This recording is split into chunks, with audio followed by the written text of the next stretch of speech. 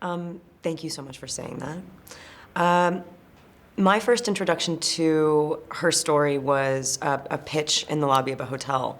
And I loved Saint Maud, her first film, so much. I was so shocked that a first-time filmmaker made it. I was at a horror film festival, and I randomly caught it at the end of a program, and then she popped up, her face in a Zoom, because I think it was during pandemic lockdown.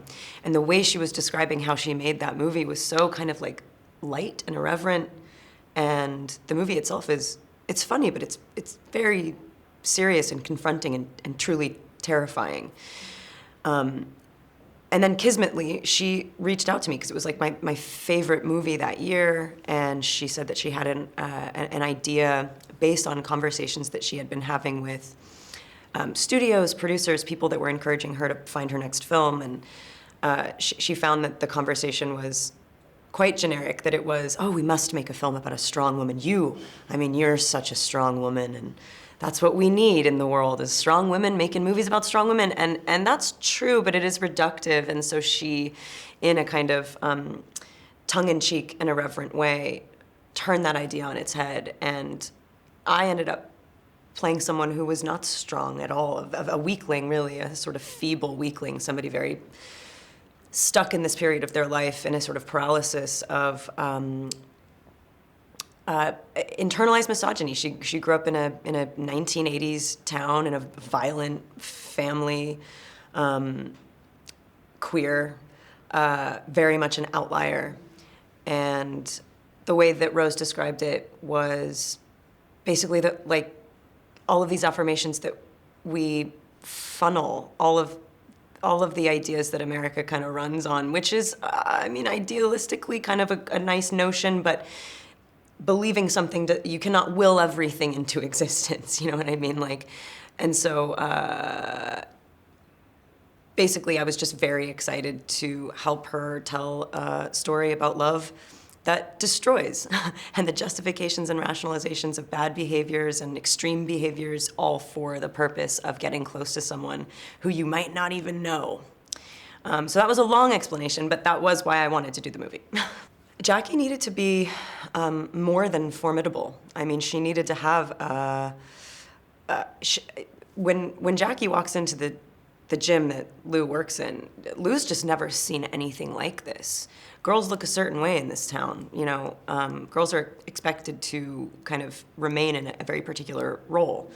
And there's something, Rose has said this before, but there is something so punk about a really built woman who's also quite feminine and sweet. And Katy brought like a very earnest, wide-eyed, kind of beautiful energy to a character that also has an extremely gruesome side. And so I think Lou and Jackie, both of them, I think they kind of would like to think of themselves as nice guys, as sort of agents for good. But ultimately, I think they both realize that human beings, which they both are, inevitably have the capacity to be monstrous. And Katy played that incredibly. She's also been in bodybuilding competitions a little bit, but primarily just has always known her own strength. And she knows what it feels like to want something, strive for it, believe it, will it into existence. That obviously comes from somewhere very real in her. Her hunger is very real. She was fantastic, and it's just so impressive what she was able to do. And I don't want to diminish, you don't need to have experience to be a good actor, but it was a hard movie. It's intense, it's a lot to hold, it's very complex. There are certain ideas that seem to cancel other ideas out. It's a little contradictory, and she just held it together beautifully. I'm very, very proud of her. Yeah, it feels to me when I watched it like it was a movie that was not just set in the 80s, but like made in the 80s. It has an audacious sexuality. I think that we've grown away from that. There's oddly, as times and acceptance has progressed, it's also, there's a sort of prudishness that has also taken over. It's like in any period of accelerated progress, there's always a sort of landslide of response trying to be mad at that progress, and I feel that viscerally right now.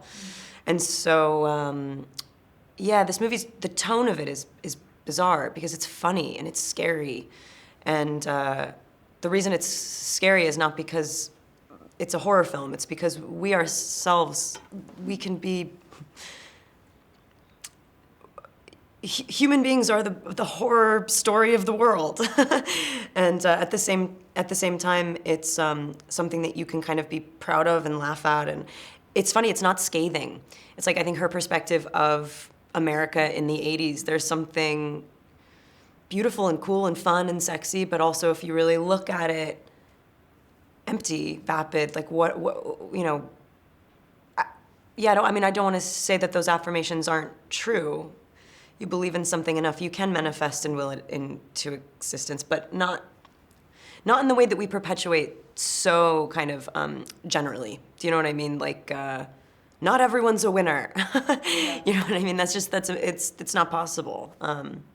Yeah, and I think that she's able to kind of play with that idea, underline its kind of vapidness, but then also be inspired by it because all the references and all the visuals and stuff, there is something aspirational. I mean, you do want to, I don't know, this made me want to go to the gym more, which is embarrassing. It's like, wait, why? Because I want to be strong. Meandering, but sorry. Yeah. No, not at all.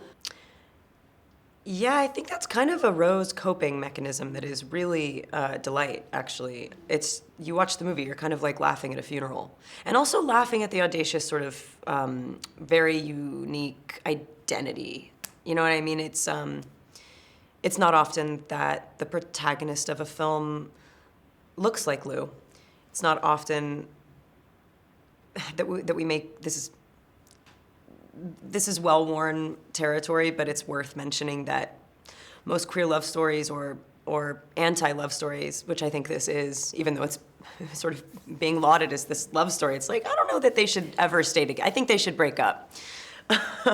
Presence of shame that is inherently queer and a kind of building up of self that feels required to survive. And like, you know, Lou might be this kind of weakling and has daddy issues and can't leave town, but she knows who she is. And there's something really fun about seeing that at the forefront of a movie. It's just not happening yet. And so I'm so lucky that Rose was spearheading this and put me at the front of it. My dad has that exact hair. And so when he walked on the set, I actually thought that Rose was messing with me. It was triggering. I love my dad. But everyone's got complicated relationships with their parents, and to have them look so similar was just bizarro. And Ed Harris. I mean, like, we couldn't believe that we got him to come help us make this weird little movie. And he was like, I think what he ended up saying to Rose in the beginning is, you know, I don't really know. I think I've probably played the bad guy before. I don't really know what this movie is, but I want to help you guys do whatever you're doing, because you're weird. I was like, so you don't really know or understand or like the movie, but you like us? And now he loves the movie. He recently was like, I didn't think it was going to come together, but it did. I was like, yes.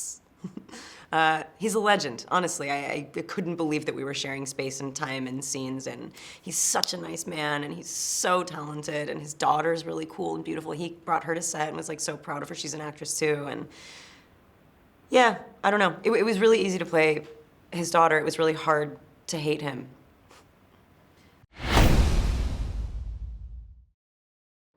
I fucking love you, you idiot.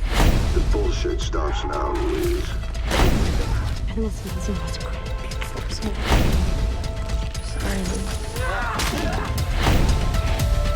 I love you. Wow. 愛はステロイド。